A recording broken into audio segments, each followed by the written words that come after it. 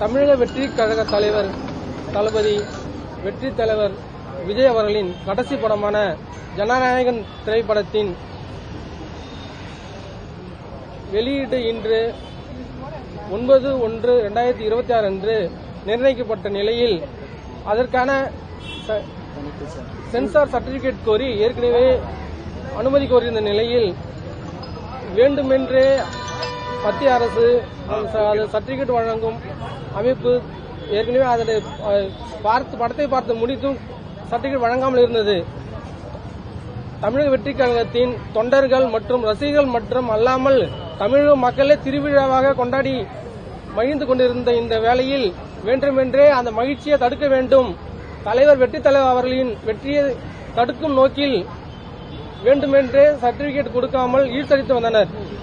இதனால் அதன் புரொடக்ஷன் நிறுவனமான KVN நிறுவனம் உயர்நீதிமன்றத்தை அணுகி ஏற்கனவே படத்தை பார்த்து சர்டிபிகேட் US சர்டிபிகேட் கொடுப்பதற்கான பரிந்துரை அளித்த பிறகும் சர்டிபிகேட் கொடுக்கப்படவில்லை. ஆனால் எனவே சர்டிபிகேட் கொடுக்க உத்தரவிடுமாறு ரிட் மேண்டமஸ் சென்னை உயர்நீதிமன்றத்தில் தாக்கல் செய்யப்பட்டது. இந்த வழக்கு கடந்த 6ஆம் தேதி விசாரணைக்கு வந்தது.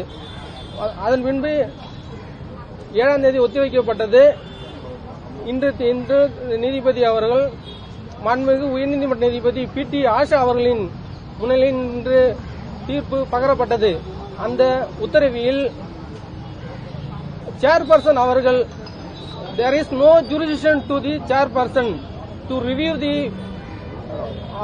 the movie again. The after குழுவினர் மோஸ்ட் ஆஃப் தி குழுவினர் அந்த சென்சார் போர்டு குழுவினர் அவங்க பார்த்து ஏற்கனவே ஓகே பண்ணதுக்கு recommendation after the giving recommendation there is no jurisdiction to the chairperson. Therefore set aside the order passed by the chairperson and directed to the issue certificate to the film. Therefore அது என்ன சொல்லியிருக்காங்கன்னாக்கா உடனடியா certificate கொடுக்கணும் அப்படின்னு சொல்லியிருக்கிறாங்க. KVN production தரப்பில் தாக்கல் செய்யப்பட்ட மனு அனுமதிக்கப்பட்டு சர்டிபிகேட் வழங்க உத்தரவிடப்பட்டுள்ளது. இது தமிழக மக்கள் மற்றும் ரசிகர்கள் அனைவரும் பெருந்திரளாக இன்று மகிழ்ச்சியை கொண்டாடி வருகின்றனர். இந்த உத்தரவை கேட்டு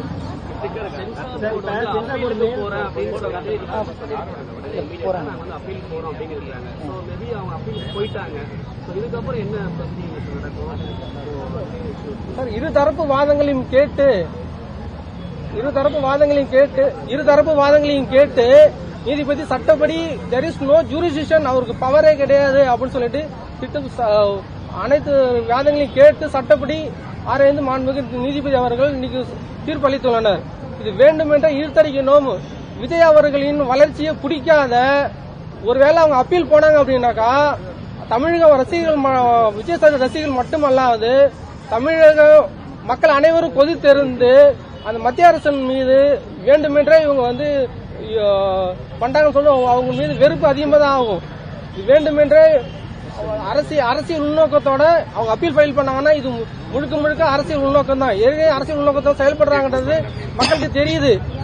இது மறுபடியும் அப்பீல் ஃபைல் பண்ணாங்க அப்படின்னாக்கா இது வேண்டுமென்றே ஈர்த்தடிப்பதற்காக விஜய் அவர்களின் புகழ் அவர் வெற்றியை தடுப்பு நோக்கத்துக்காகவே அது ஃபைல் பண்ணதா இருக்கும்.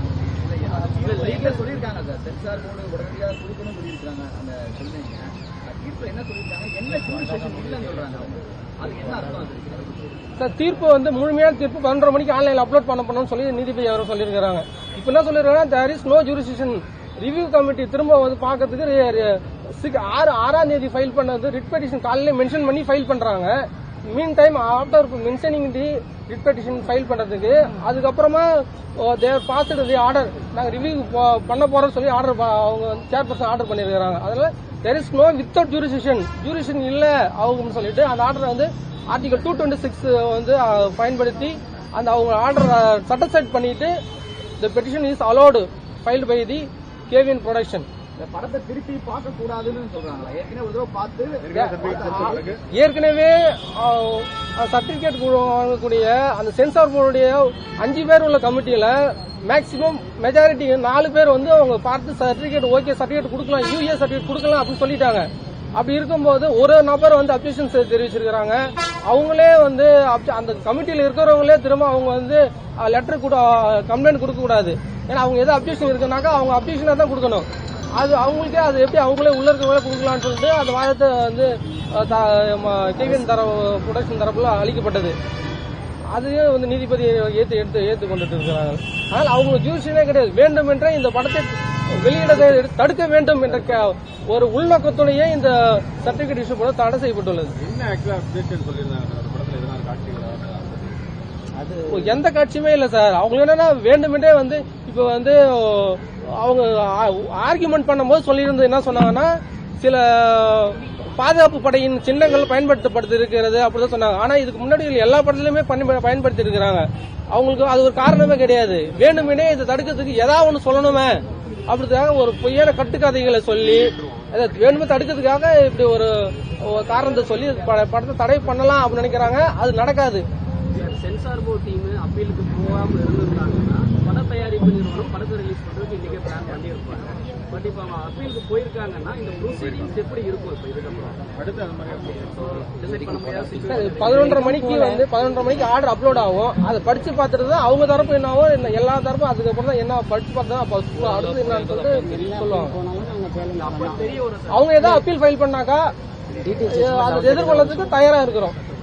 சட்டப்படி நிர்வாகம் வந்து ப்ரொடக்ஷன் தரப்புல இருந்து தயாரா இருப்பாங்க. ஆனா இன்னும் ஒரு சில நாள்ல வந்து ரிலீஸ் பண்ண முடியாத ஒரு சிச்சுவேஷன் போகும். ஏன்னா மேபி ஒரு அப்பீல் அந்த படக்குழுவினர் முடிவு பண்ணுவாங்க. நாங்க எதுவும் சொல்ல முடியாது. எப்ப தெரிய வரும் சார்? 11:30